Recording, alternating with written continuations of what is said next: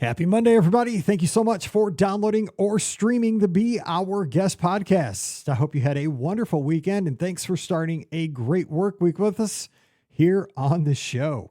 We have a great guest today. We're headed down to Louisville, Kentucky with listener Justin, and we're going to talk about his first experience with Disney Cruise Line. He sailed the Disney Wish just a couple of weeks ago with his wife, so it was just a couple's cruise, and we get that perspective on not only sailing Disney Cruise Line with no kids, but also a first experience on the Disney Wish. And they also stayed at Coronado Springs before the cruise, did Mickey's Not So Scary Halloween Party from this season just a couple of weeks back. And they stayed at Pop Century after the cruise. So you're going to get some Walt Disney World, lots of Disney Cruise Line talk, and some Halloween fun on today's show. Don't forget, today's podcast is brought to you by the Magic for Less Travel. We'd love to help you plan your next Disney adventure. Here's the best part. No additional cost to you. Check out all the details today over at themagicforless.com. Please also use our Amazon affiliate link when you shop online. That one extra click supports everything we do throughout the year. It's beourguestpodcast.com/Amazon. And thank you so very much to our Patreon supporters. You guys make all of our shows possible, so thank you so much for that. You can support us as well, just $5 a month. And for that support, you get a bonus show every week called Mike in the Midwest. Come over this week. We'd love to have you. Patreon.com/BeOurGuestPodcast. Ready to take a trip to the world? You found the Be Our Guest Walt Disney World Trip Planning Podcast. This is where your memories come front and center on our podcast stage.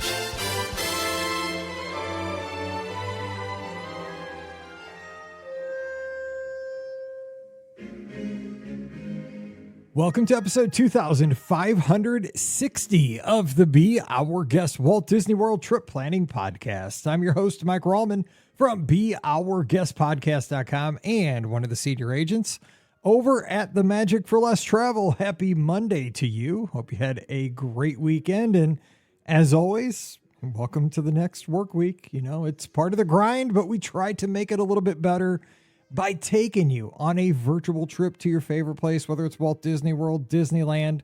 Sometimes we take you out to sea.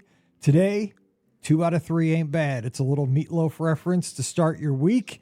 And that's what we're doing. We're taking you to Walt Disney World, and we're taking you on a virtual cruise on the Disney Wish today. And to do that, we have a very special guest. We're heading down to the outskirts of Louisville, Kentucky with our good friend Justin, who, if you tuned into the video, has a spider, virtual spider hanging right over his head right now. So again, check it out over at youtube.com/BeOurGuestPodcast. I paid a few dollars for that little effect, and I want you to see it. Justin, how's it going down in Kentucky today? What's up?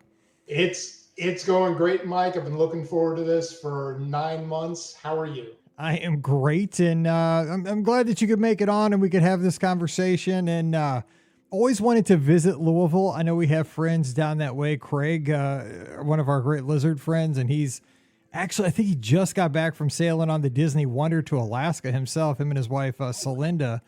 And so tell our listeners about Louisville. I know that you can tour the Bat Factory. That's one of your most famous things to do down there. Bourbon is a big thing, but yes. What else? What else is big down there? Bourbon. Horses. I live in Simpsonville, Kentucky, so we're surrounded by horse farms out here. The big thing, I guess, the Derby. We have in tangential to the Derby, we have something called Thunder Over Louisville to kick off the Derby season, which is, I believe, the biggest fireworks show in the country. I've heard that. Yeah. It's a pretty big event. And more recently, and just to make you jealous, we have 3 Publix that have opened, one about 25 minutes from my house. So I can just go right down the street here and grab a pub sub if I want. See, everything's kind of creeping, but they haven't made it into Missouri. Publix hasn't made it to Missouri. We have a Buc-ee's now, but it's in Southwest Missouri. It's down in Springfield. So it's 3 and change away from 3 hours and change from me. So things are getting closer. We had a Zaxby's in Columbia, closed, which is 2 hours away. So now I don't have a Zaxby's back. I know.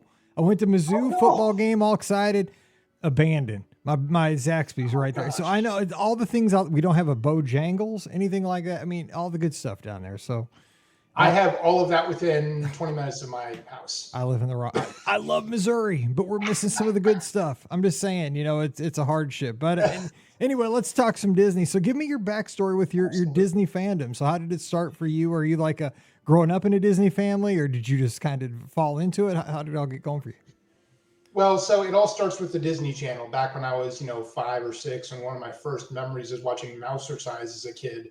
Ever since then, I watched the movies. I watched Disney TV, Disney Channel back as a kid, but we never really got to go to Disneyland, and that changed in the 90s when I went with my family.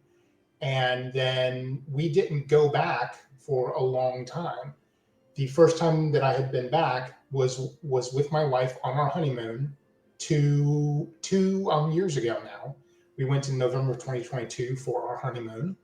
And then right after we got back from the honeymoon, we had a trip booked for April of 2023 booked.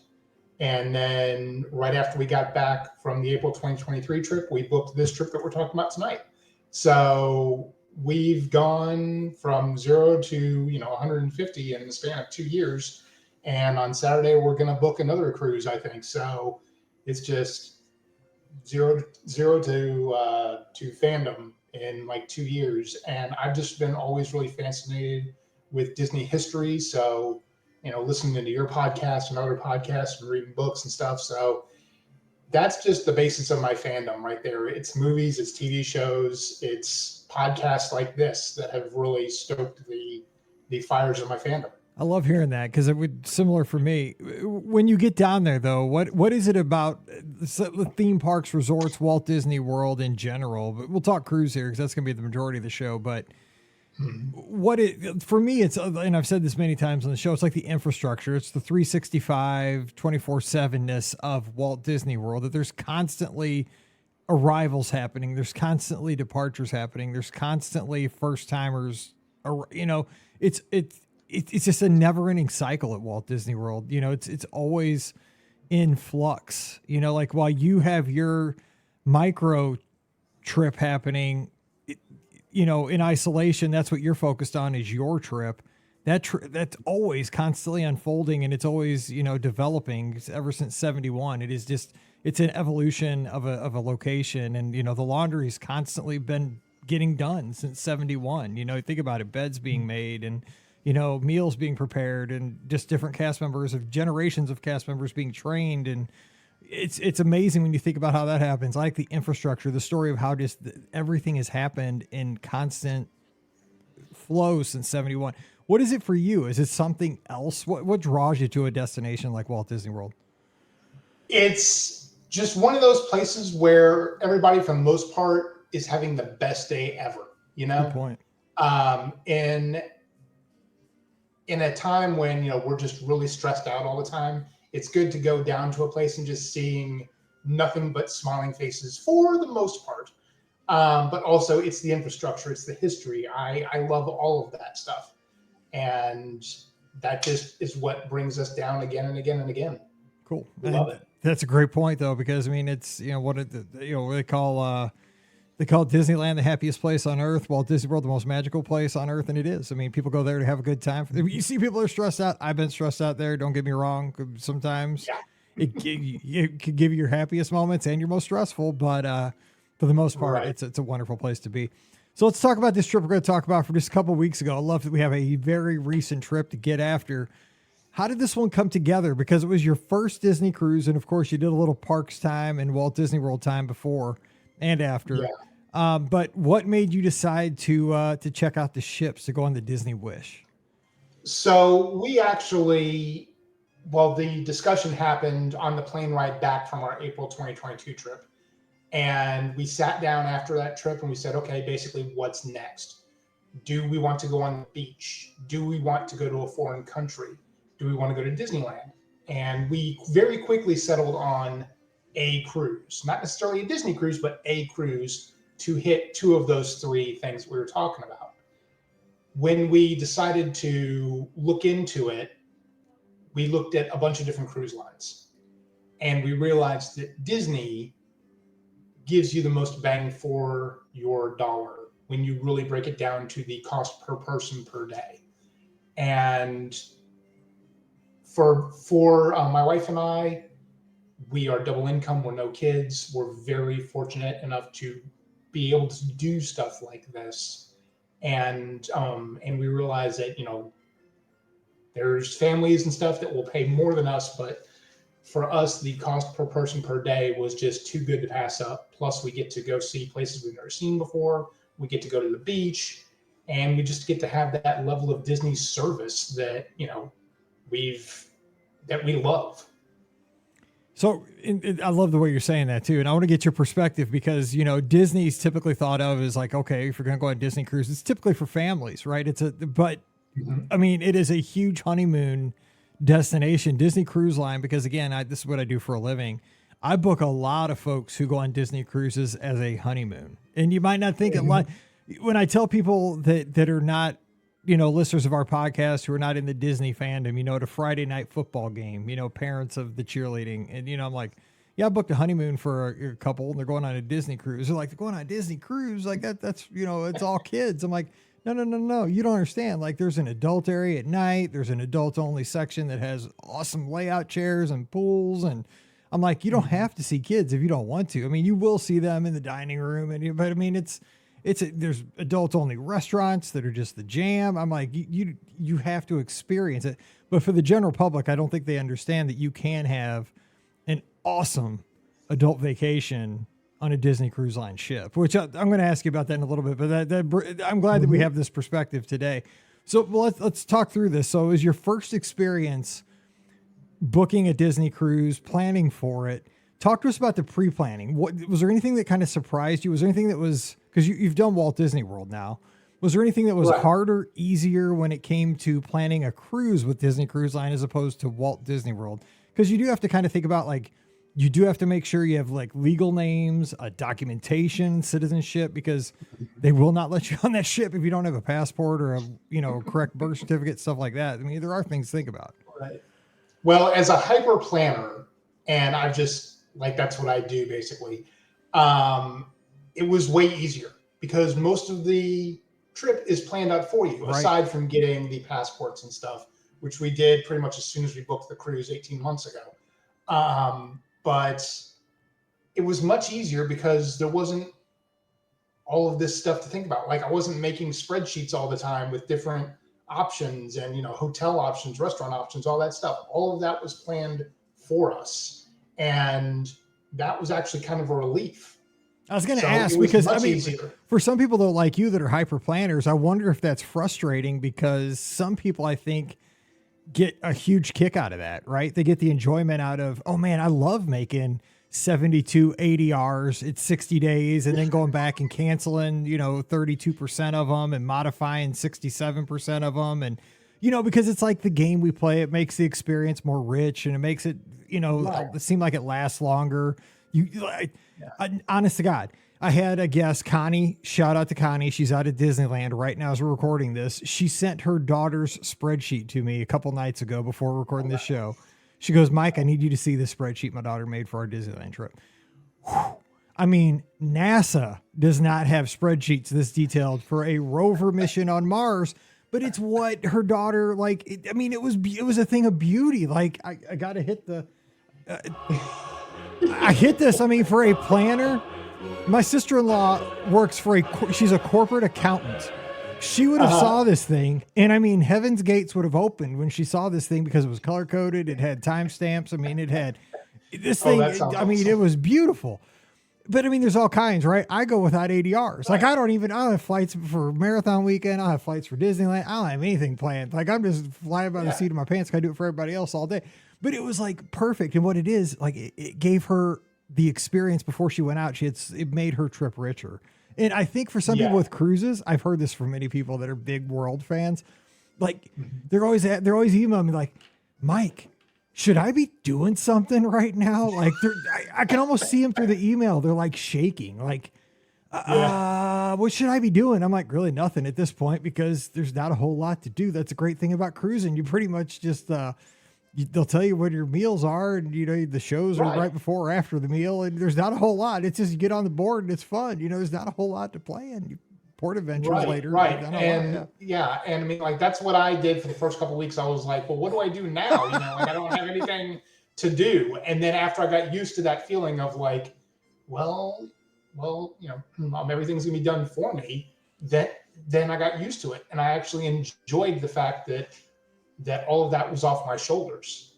And it took away that pressure. And I really enjoyed that.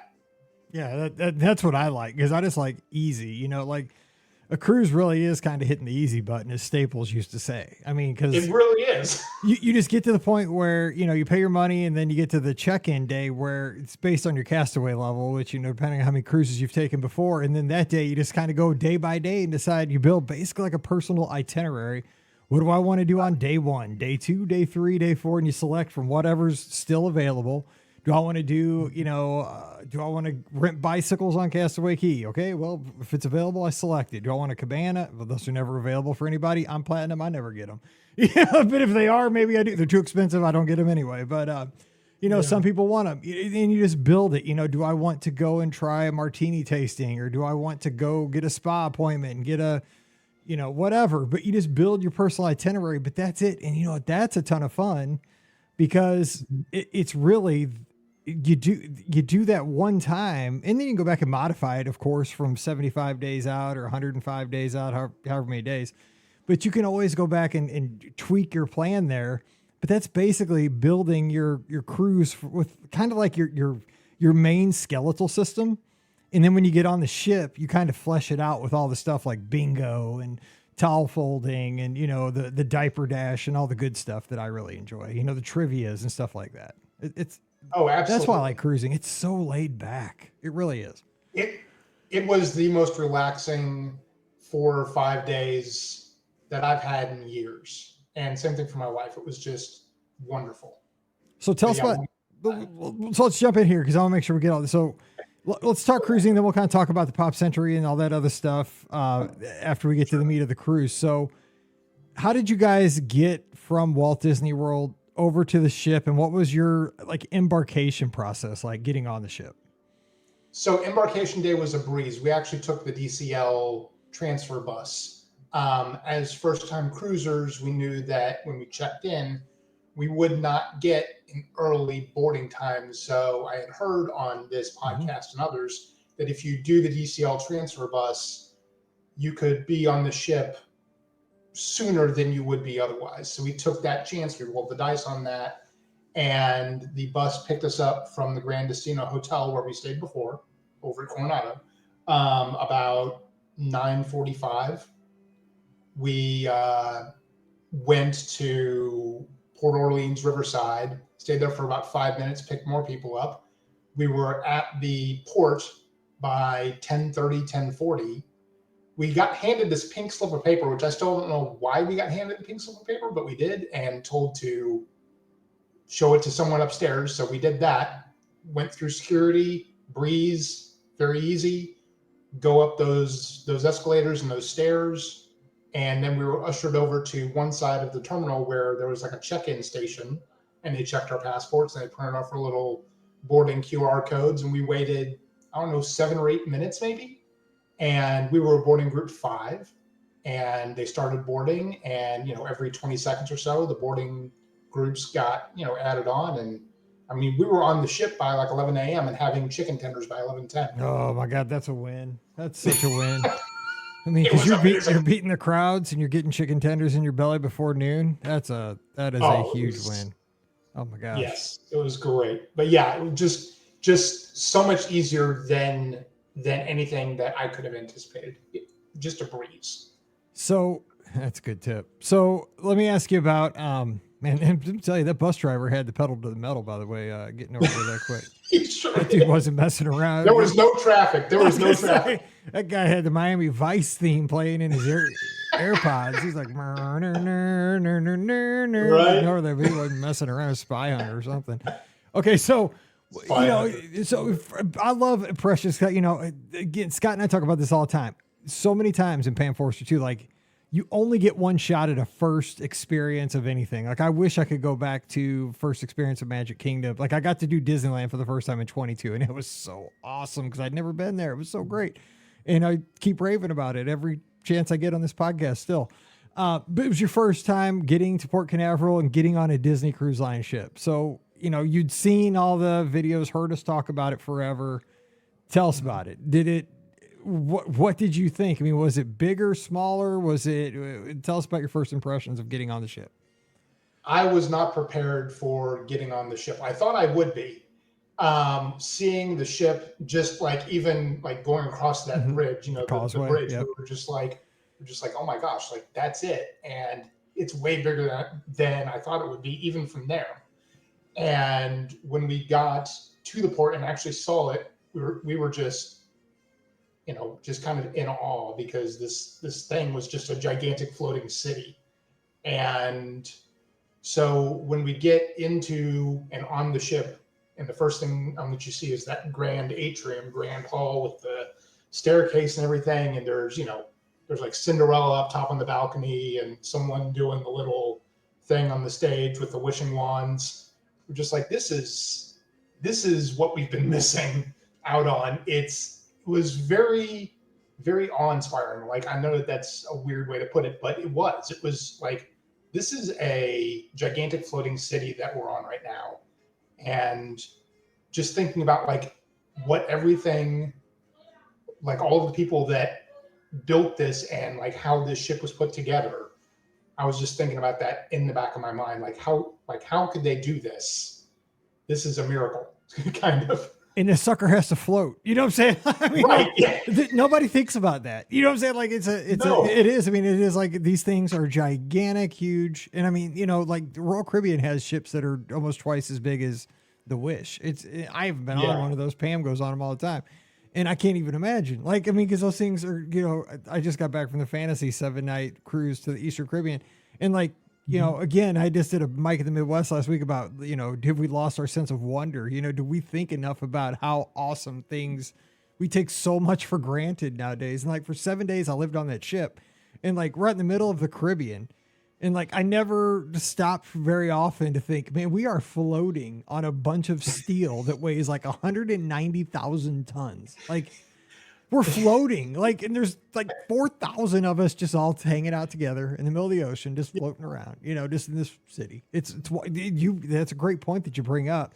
And so you guys went and got some grub right off the bat. So yep. Let me ask you though, because I'm going to ask you about a few things, but how did you use your time? This is always kind of that weird time, but again, with no experience, because you haven't done this before. You had lunch, and how did you use that time before the muster drill, where you had to kind of, learn where to go with your lifeboats and stuff like that? That first kind of like scatter into the wind on the ship, finding your way around. Yeah, so we just kind of, wandered around. We saw the grand atrium, the grand hall, found all the coffee shops because we drink coffee. That's a good idea. And the thing is, you don't know this, but on the Wish, they're scattered around. Like on the other ships, they're more centrally, like in one spot. So that's a good point. Oh, okay. Yeah. Well, there you go. Yeah. See. Okay. You smart. But yeah. So we just kind of did that until 1:30 when we knew that the rooms would be ready, and then we went right into our rooms. We saw the guy, pull the little tape back, and everyone started filing in and got in our room and just kind of hung out for a little bit and waited until the muster drill was getting ready to start. So let me ask you, this is going to be the next thing. What kind of stateroom did you guys have, and how did you find that it worked out for you guys? We had a veranda, and we loved it. We were thinking about going with an inside or a porthole stateroom, I think, but we're so glad that we went with a veranda because it was way more space. And with that extra balcony, just like in the mornings and heck, even at night, we would look out kind of like what you do and just kind of like look out in the ocean, and it's just pitch black and you can't see anything except the ocean and hearing it. And that was just one of the most relaxing moments of the day for both of us. I woke up several times just to see the sunrise, and it was amazing. So yeah, the veranda all the way. Yeah. And I will say to folks that are, thinking about cruising that have never done this with Disney Cruise Line is a premium cruise line. So it is, it is more expensive than some other lines like Royal Caribbean and Carnival and stuff like that. But To get on the ship, that's the cost. There's not that big of a difference to go from inside to an ocean view or ocean view to a veranda. It's getting on the ship that is going to be the main cost. So upgrading to a veranda with Disney Cruise Line it's not that much more. And the enjoyment of a veranda, like Justin just mentioned, is pretty amazing. To get out there and see a sunrise or to enjoy, because it's complimentary room service. So you can put the thing out on your doorknob the night before and get some, bagels and some coffee and all that delivered at whatever time you want. It'll be sitting there, it'll knock on your door in the morning and just, sit out on your balcony and watch out as you're just cruising out in the ocean. It's pretty amazing. I mean, that's vacation right there. And the breakfast brought to you in this private balcony. I mean, it's just that's what you should be doing. Walt Disney World, we're so busy all the time. We're always like on the go. This is a different pace. This is where, stuff is brought to you instead of you chasing it down. And I think it gives you a chance to do that. So let's talk about some of the, let's go dining on the ship, because you have the 3 main dining rooms on the Wish. Which one did you guys like the best? So let me just ask you that first of the 3. We liked Worlds of Marvel the best. Okay. So the way that it worked out on our 4-day cruise, we had 1923 first. Then the second day we had Worlds of Marvel, and also the third day for Pirate Night. And then the last day was Arendelle, the Frozen dinner. So 1923 was really good, really fancy, good steak, all that. But Worlds of Marvel took the prize, not only because we're big Marvel fans, but just the pure atmosphere of it, the show, the ending, which I won't spoil for anyone who doesn't know. So that was just the overall entertainment factor of that restaurant. That's what tipped it over to be our favorite. That's cool. And see, that's what I love about the Wish, though, because I get different answers for that question every single time. Like, oh, really? Personally, I like 1923 the best, but then a lot of people love Arendelle the best. Now, Arendelle is an aerobic workout with your meal. You know what I'm saying? Like, it is high. Did you guys find that super high energy? I mean, it's like it's a show. It's a character meet and greet, kind of. Did Olaf come around? I mean, because he came around when we did our podcast cruise. Did he come around? No, actually, so Olaf wasn't even there. We were kind of speculating why Olaf didn't show up, but just with our table mates. But yeah. Olaf wasn't there for just whatever reason. He was probably left behind on Castaway Key or something. Maybe he melted. Yes, or could have melted. Arendelle, it was fun. Very chaotic though. Totally chaotic, like by man. the time, oh yeah. But by the time, all of the wait staff came around and started banging on our pots and pans, and we had an aisle seat. So, we were right in the middle of it, and then the parents and kids start twirling their napkins and all, and just it was kind of sensory overload at that point. Oh, 100%. It was controlled chaos. Oh, it's like Chef Mickey's back in the day on steroids. I mean, big time, like Arnold Schwarzenegger steroids. It was crazy. But little kids were having a blast. Maybe I'm aged out of that. I don't know. But it was like the singers were singing on the stage. And the night we were there for the podcast cruise, because we had 80 of us. And there, here comes Olaf, trying to take a picture with Olaf. He's at our table, talking to us, and woohoo! The guy's going yoo-hoo, yoo-hoo. I'm like, you're like the waiters banging on something. Bam, bam, bam, bam. I'm trying to eat a pot pie. I'm like, oh my God, I'm so hot. Because I'm waving. I'm like, this song was it was like a 12-inch dance mix. I'm like, this is like a 9-minute song. Could somebody cut this song? It's 4 minutes. Come on now.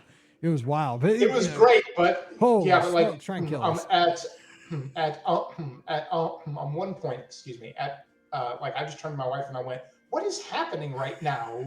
This is just, it's too much." I'm sorry. I love it, but it's too much. You just got to cut back on one thing or another. No, they're trying to give the crowd what they wanted, I think. And I get, they're trying to give, they're trying to make it a fun experience. It was fun. I'm not saying it wasn't fun. It was totally fun. No, it was just, they had to drag people out. They had to towel people down at the end. It was wild, man. It was an aerobic workout. It's great.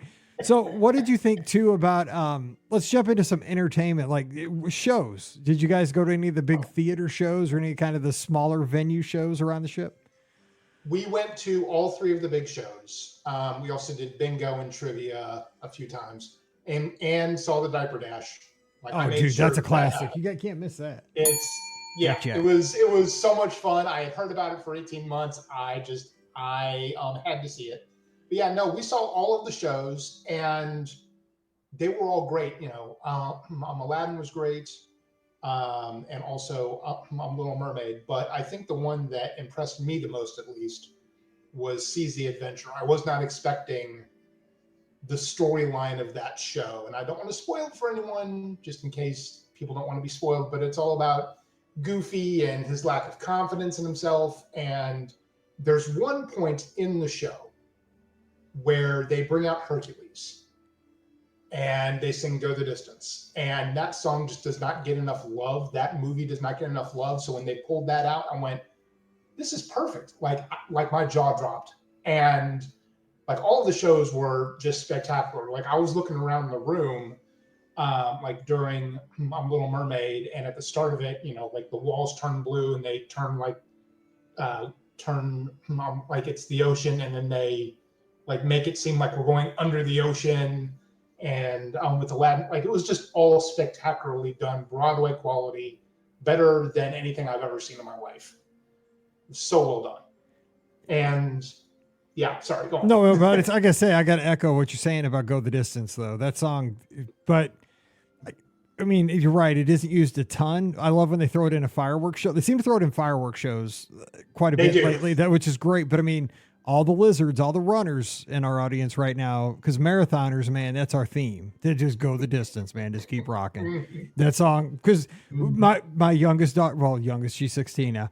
She's always like, Dad, every time we're at Disney World and that song comes on at the fireworks, she's like, Dad, you gonna cry because that song came on? I'm like, yep. Absolutely. Because that song always gets Absolutely. me. I was tearing up. Gosh, that song gets me in the feels, man. Every time she's so mean, man. 16-year-old daughters are mean. So it's like, Dad, you gonna cry? I'm like, I'm at Walt Disney World, my family, and Go the Distance comes on. You know it, dude. There's a tear coming down. Of course I am. Dude, I mean, they're just cold-hearted. I'm like, you need to go back and you need to take your own bus back to Pop Century tonight. Forget you. Because you're going, you're so mean. I'm crying because I'm here with you and you're making fun of me.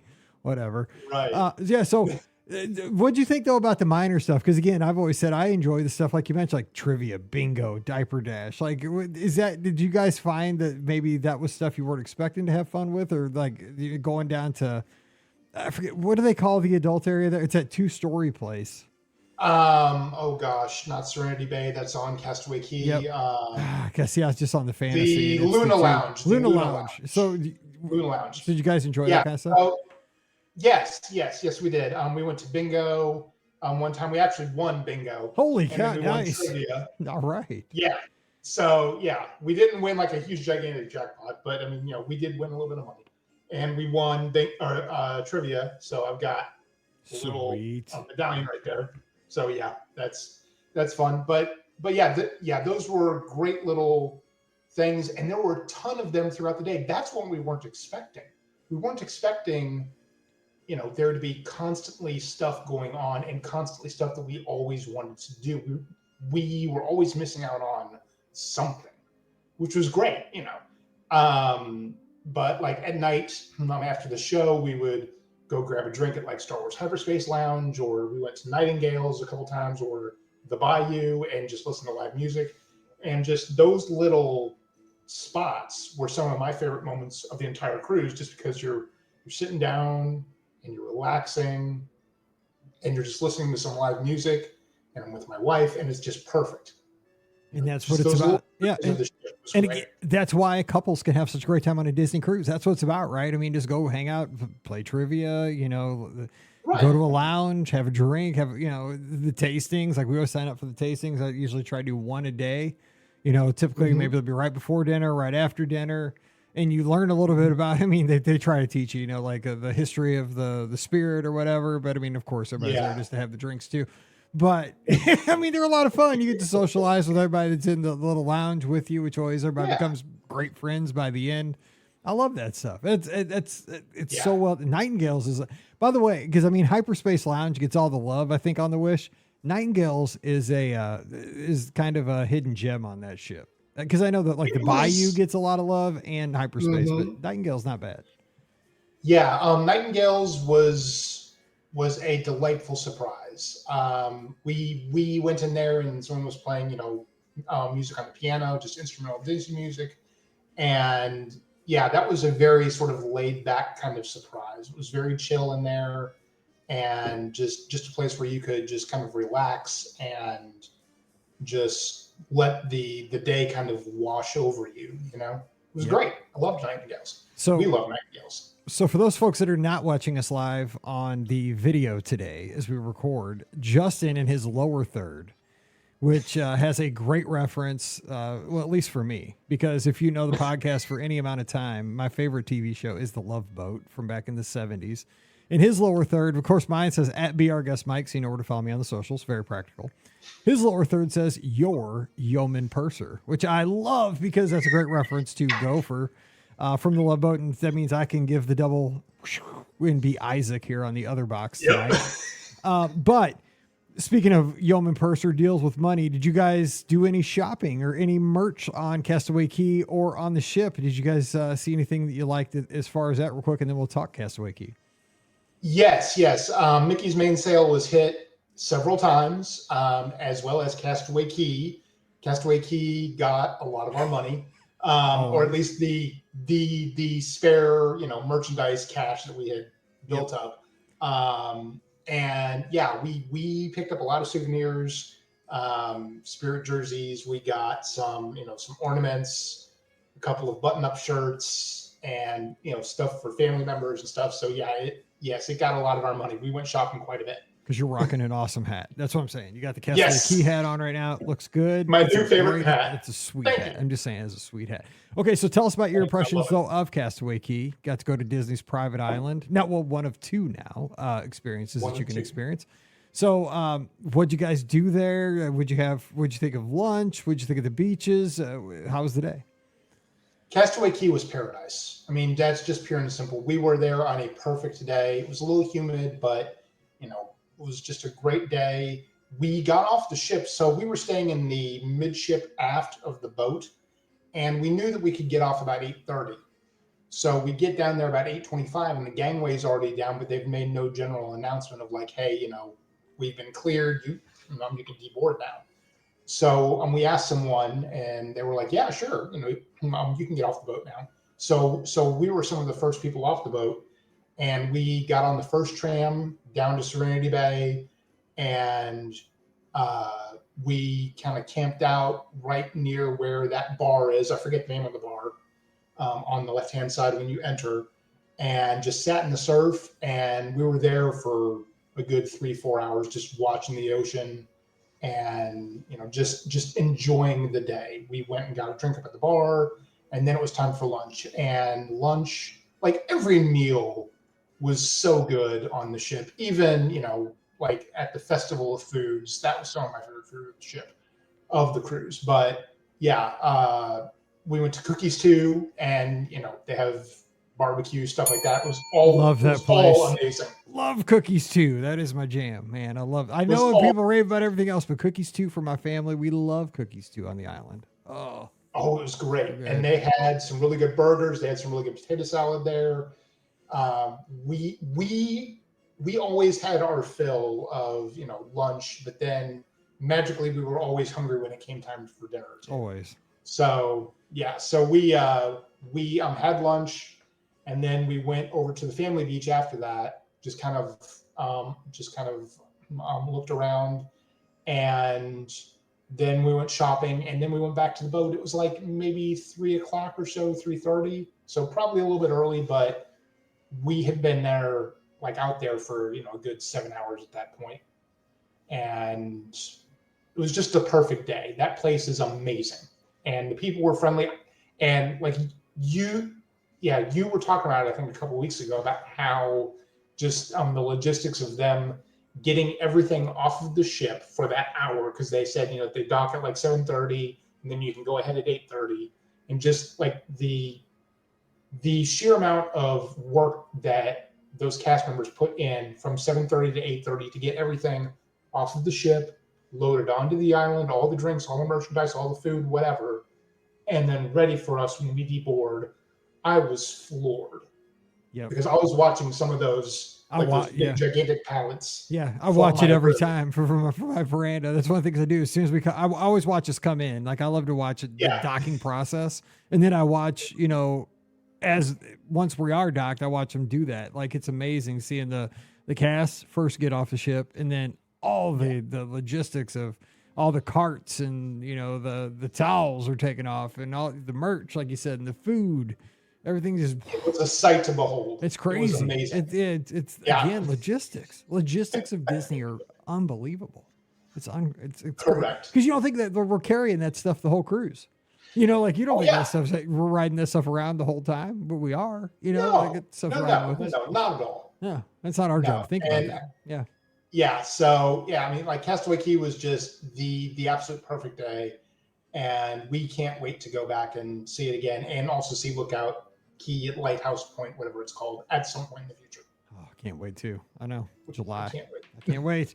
Not that I'm counting. Okay, so let me ask you one other thing about. Did you guys do anything like stuff you signed up for pre-cruise, like spa appointments, tastings? Did you guys do Palo or Remy or anything like that?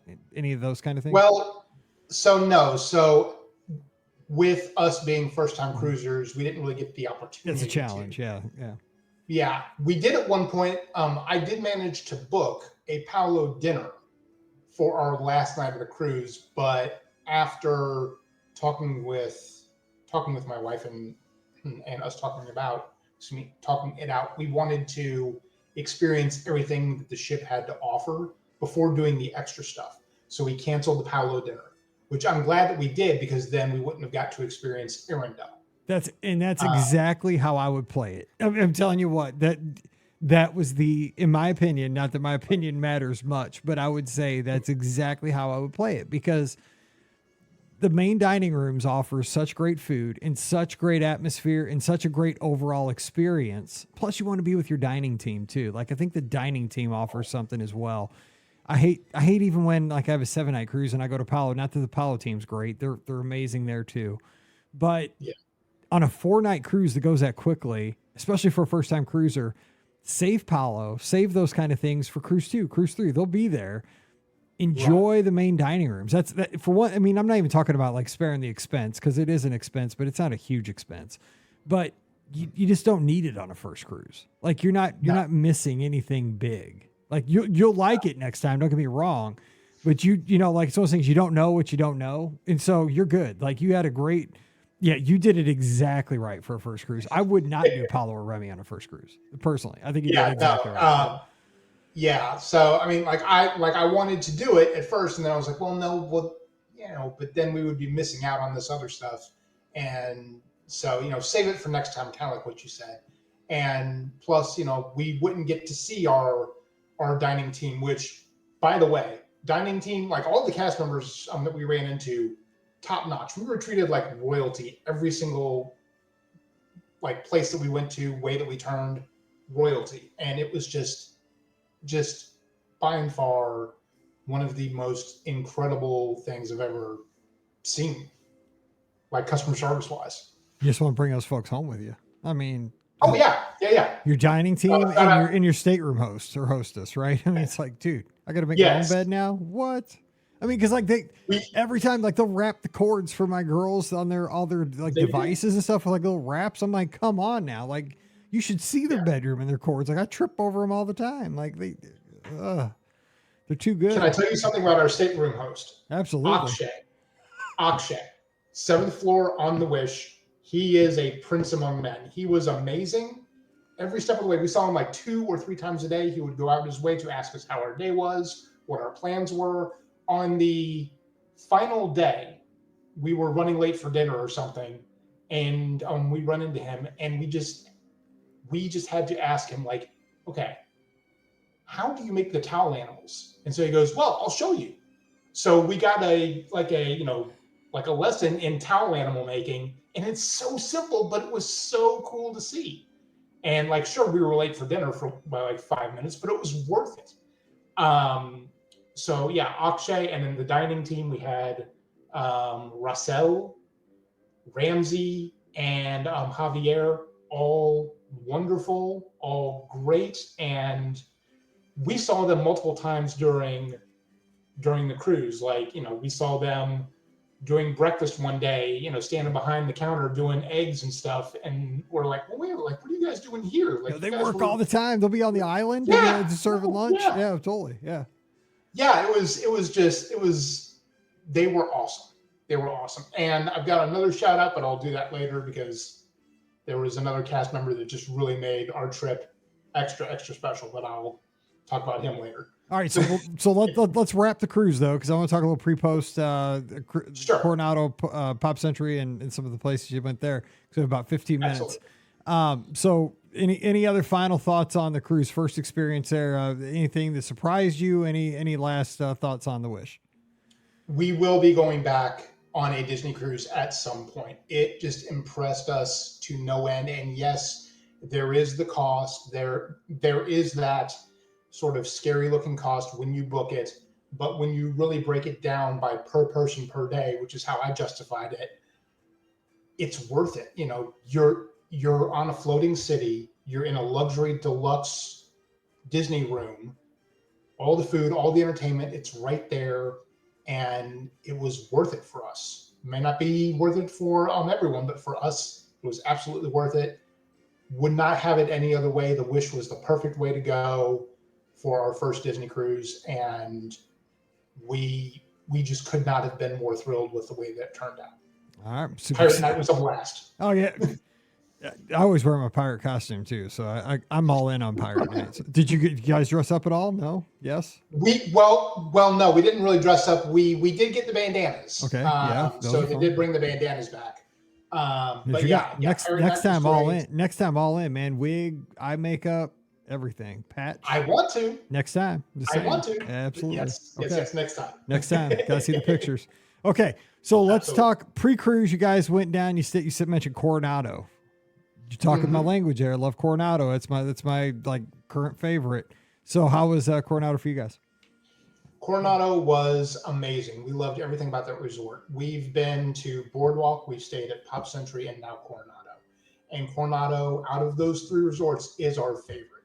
We were fortunate enough to get a great deal on the Grand Destino portion, and so we stayed in the tower, close to everything, and the dining, for the most part, was great, with one or two exceptions, but that's not anyone's fault.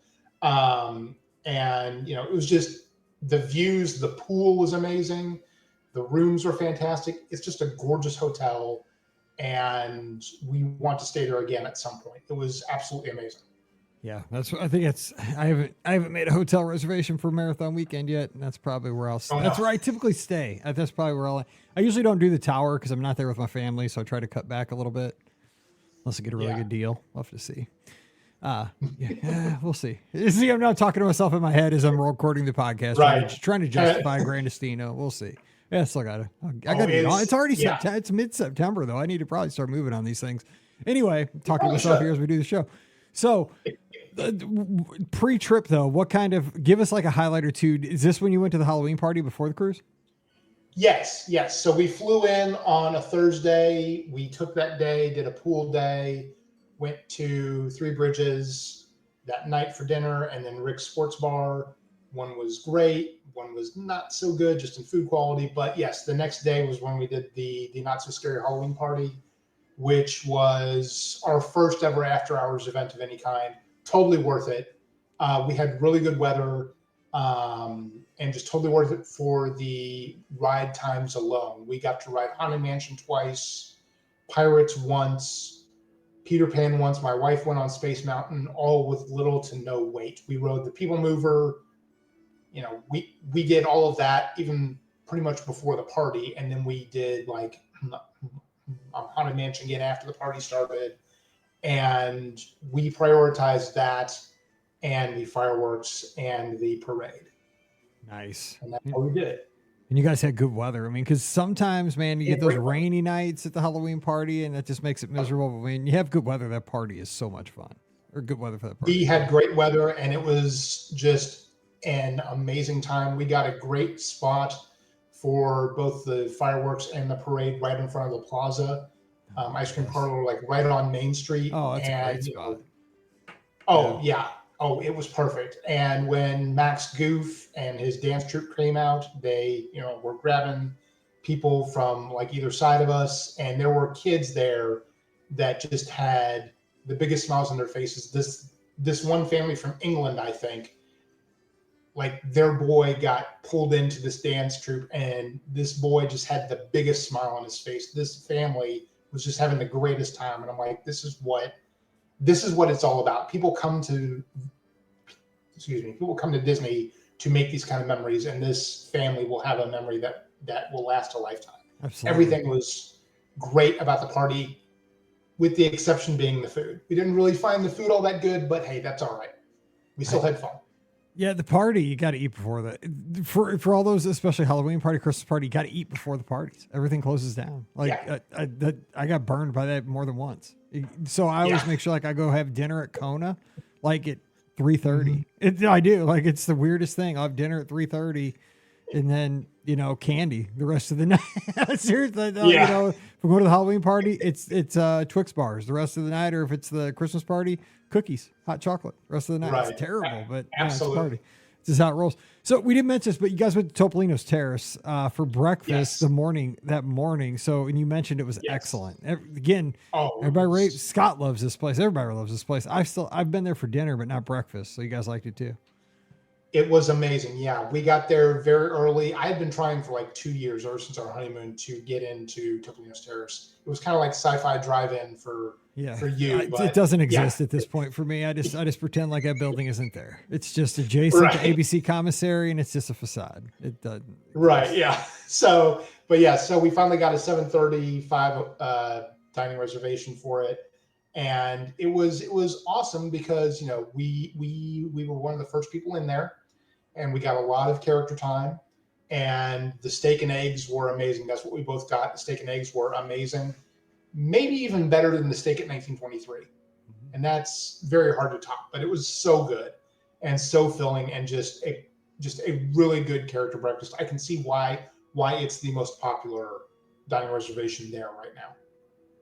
Absolutely. And Scott loves the character interaction there. He loves how the characters have the French outfits on. Those were awesome. He likes that a lot.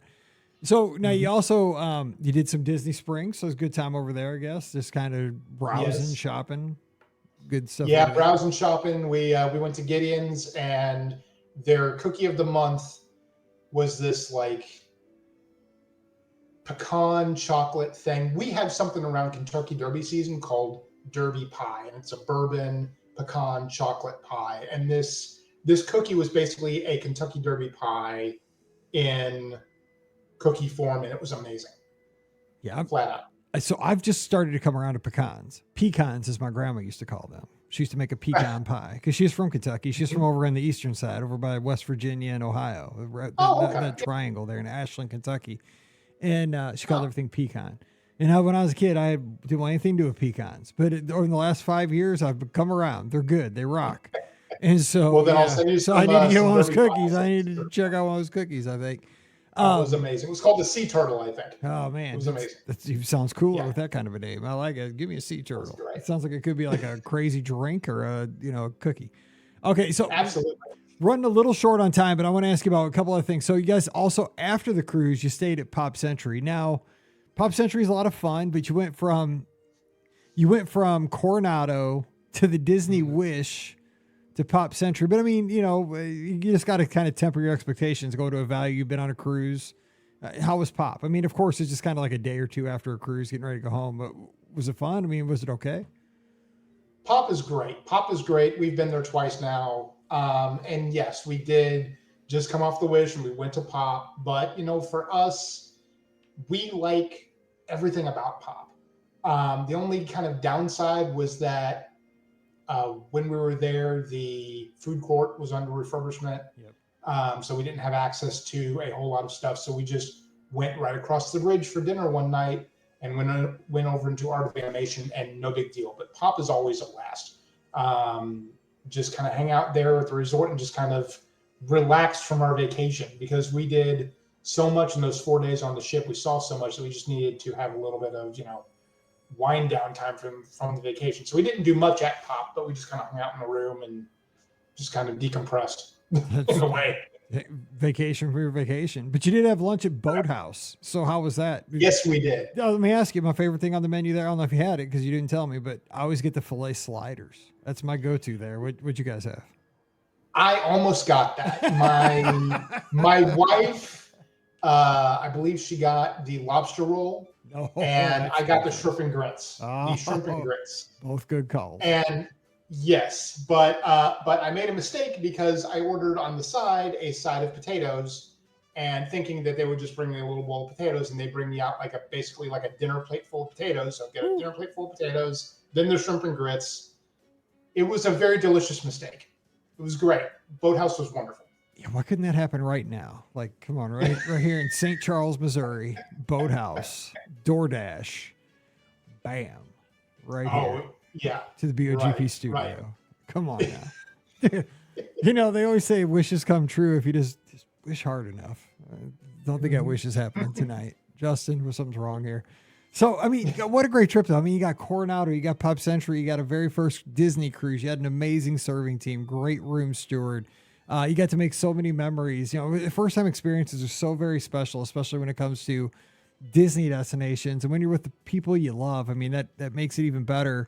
So we do have to wrap, but as we do, give us like one more story or just something maybe that you learned that you'd like to share with the audience, because you have such a cool perspective. And I love, you're so optimistic too about things. You're so positive. And that's what our show is really about. And I love it. And I think that's what's really going to give everybody kind of the kick this week, get their week started the right way. And that's what I always want this show to be about. But just, if you have another like fun story from the trip or just something practical to help people, plan a great, maybe first time cruise or something like that. So I do have another cast member interaction. And this gentleman was named Rahim. He was a photographer. We met him on Castaway Cay. He talked to us for about 25 minutes. And then we saw him on the ship taking pictures. We were actually in line to take pictures at the Grand Hall stage. And these pictures were, on the steps of the Grand Hall. These pictures were so great and they came out so wonderful that I actually tried to tip him afterward. I went to guest services, and that's where I learned. And this is also kind of a little tidbit that you can't really tip photographers like that. So that's where the guest survey at the end of the cruise comes in so crucial. They said to write them a good note in that guest survey. And if you do that, they have the potential to get a day off. Mm-hmm. And in that business where you're working 7 days a week for, I think, what did someone say, 6 months at a time, that is huge. And it's worth more than money. So if you really have a good experience, do that guest survey at the end, write some glowing reviews. And that's the best way that you could repay them. It's even better than a cast compliment, I would think. Yes, that's absolutely true. Those guest surveys, and they will, really ask you, especially your serving team at the end of the cruise, is there anything else I can do for you? Please make sure that you do fill out that guest survey at the end of your cruise. They do that because that is how they are ultimately judged. And that is super important to them. And I know that at the end of your cruise, you're very busy. You're trying to, pack your bags and think about what's next, right? But taking that 5 to 10 minutes at the end of every cruise that you get to go on, think about how fortunate we are to get to sail on a ship like the Disney Wish or the Disney Fantasy or, whatever ship, the Wonder, the Magic, whatever you're on. I know life moves really quickly, and I don't mean to be preachy, but take that 5 or 10 minutes because it does mean a lot to those folks, and they do work their rear ends off so that we have an amazing experience. It is something that 5 to 10 minutes, the return on that for those folks is so worth it. Justin, I'm glad you brought that up because that's gold. That's gold stuff right there. I'm glad you really brought that up. Absolutely. And I mean, like every single cast member was just so great. So please do that guest survey. It really does make a world of difference to them. All right, Justin, we got to wrap, but what a way to start the week. That's why I love having our shows. Mondays are my favorite because we get to spread a little bit of magic, and you just dropped it on everybody today. First cruise, Coronado Springs, Pop Century, and a Gideon's cookie with some pecans, which I will be dreaming about tonight well after I edit this podcast. So killing me, brother. Killing me. Amazing. And a Yeoman Purser lower third. I mean, it's like the triple threat here. So, Justin, thanks for coming on the show. You made the week awesome already, and we'll talk to you again real soon. Thank you, Mike. It was a pleasure. All right. Don't forget our podcast always brought to you by the Magic for Less Travel. We'd love to help you plan your next Disney adventure, whether it's on the next Disney Cruise Line ship that you'd like to sail. I used to say 4 of them, but there's a lot of them right now. So we can get you on the Destiny, the Wish, the Fantasy, the Dream, the Magic, the Wonder. Pick your ship. We'll get you on it. So you want to do that? Let's do that today. And we'll get you a nice onboard credit that spends just like cash. So come on over to the magicforless.com today. Also Walt Disney World, Disneyland, and Adventures by Disney. But I didn't want to leave those out too. Also, please use our Amazon affiliate link. It's beourguestpodcast.com/Amazon. And thank you so much to our Patreon supporters. You guys make this show possible. So thank you again to our Patreon supporters. You can support us as well. Just $5 a month. And when you do that, you get a bonus show every week. It's called Mike in the Midwest. Coming over this week, patreon.com/beourguestpodcast. Give me a follow on the social media at beourguestmike, Instagram, Twitter, and Threads. And join us in the clubhouse. That's where the conversation goes 24/7, 365. All of our listeners, no ads, no nonsense. beourguestpodcast.com/clubhouse. We'll check you out there. And of course, Sunday night, we'll have the live call-in show. You can be a part of the show. Just give us a holler and we'll talk Disney. It's you, me, and Scotty G. Sunday night, 7 o'clock Eastern, 6 o'clock Central, Facebook, YouTube, Instagram, Twitter, and Twitch. So we'll see you there. All right, till we get back together again on Wednesday to answer your listener questions. For Justin down in Louisville, I'm Mike here in Missouri. You guys have a great week. Stay safe, stay healthy, and we'll see you real soon. You've been listening to the Be Our Guest Walt Disney World Trip Planning Podcast. If you have questions, comments, or would like to be a guest on the show, please visit our website at beourguestpodcast.com. Thanks for listening, and we'll see you real soon.